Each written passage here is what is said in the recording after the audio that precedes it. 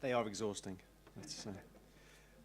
Professors, Ambassador, it's a great honor to be here at this very important conversation. Ambassador Quarry, David Quarry, sends his very best. He's in London right now. The UK, like all countries in this room, faces a number of different, enduring and evolving terrorist threats. Islamist terrorism remains the most severe, but not the only one.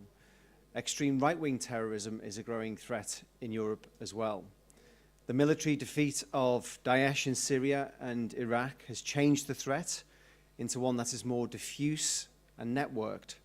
And we've seen a marked shift in the UK, and that was demonstrated by the attacks in London and Manchester last year, which killed 36 and injured many more.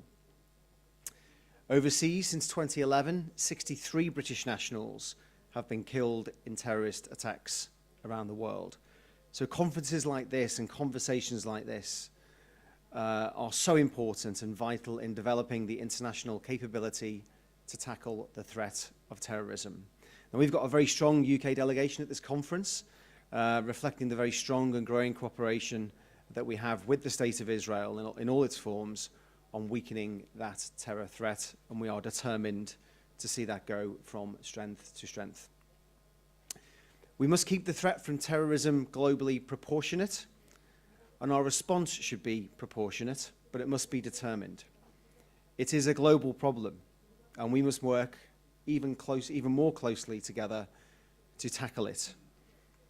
We collectively need to use the full range of our diplomatic, development, economic, defense and intelligence networks to preempt and address the threats at source, including through weakening or constraining the capabilities of Daesh, Al-Qaeda and their affiliates.